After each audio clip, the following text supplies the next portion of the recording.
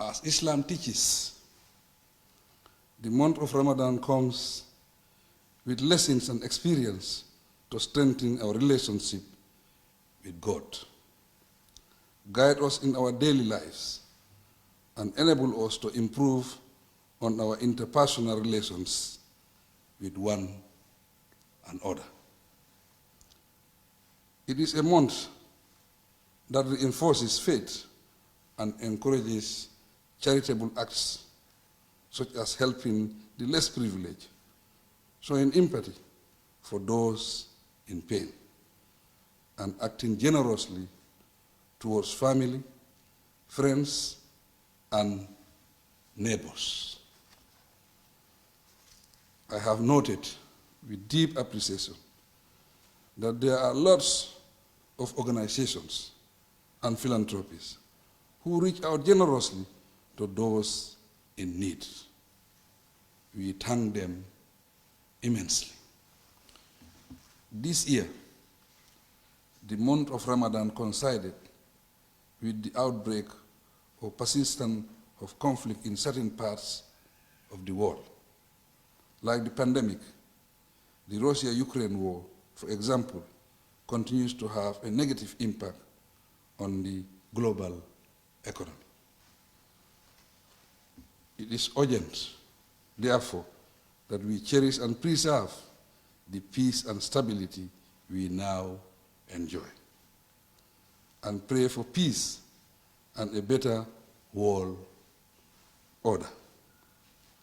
Despite the unfortunate situation we may find ourselves in, we must continue to be steadfast in faith and engage in acts of kindness and forgiveness.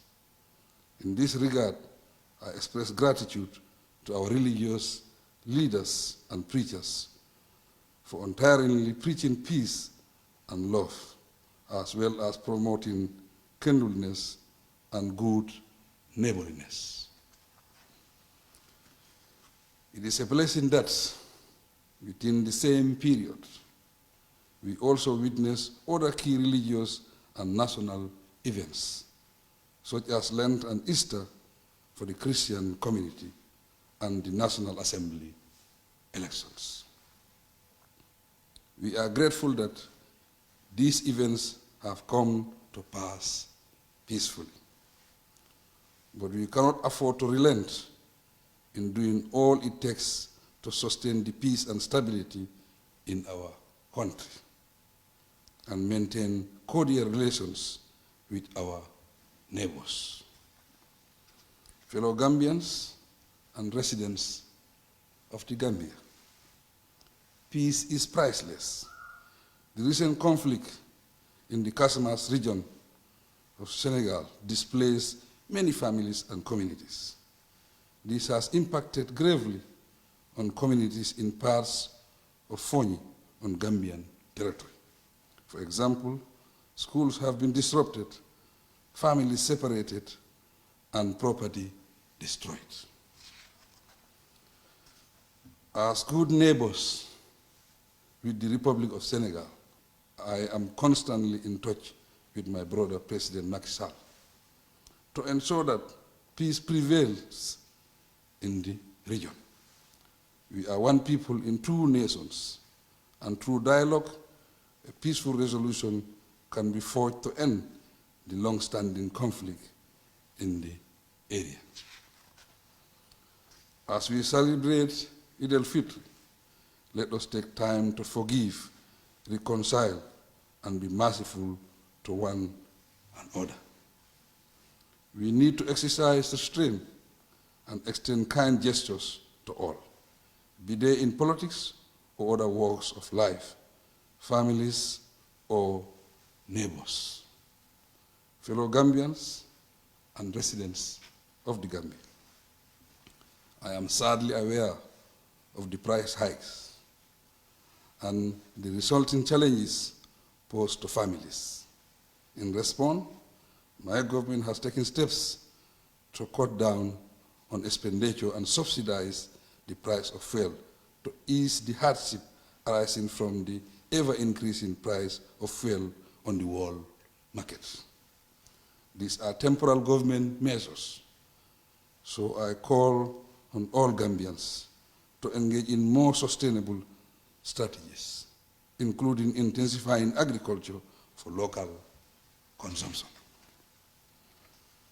Out of necessity, we have to minimize our reliance on imported essential food commodities as much as we can. The surest way to achieve this is to get serious about farming. Fellow Gambians, there is also growing concern on the impact of the world economy on migration. Illegal migration in particular is more challenging today than it has ever been, and its consequences are regretfully serious. With indifference, developed countries continue to close their borders to irregular migrants. Such unfortunate global developments reduce prospects of success in the developing world.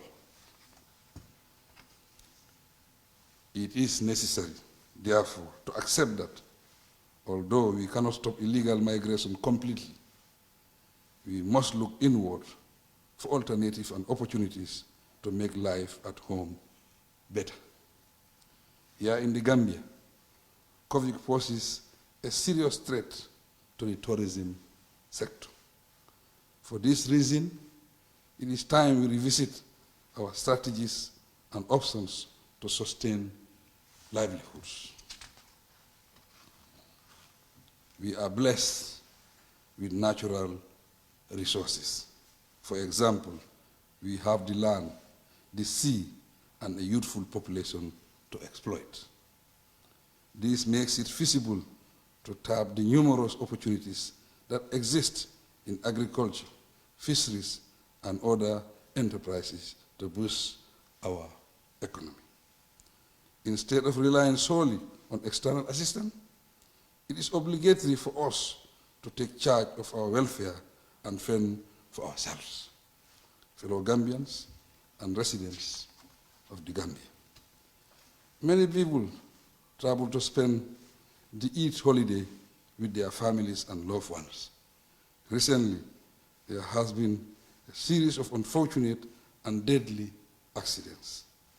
As a result, I urge all drivers to drive safely and abide by the traffic rules. Equally, I advise the traffic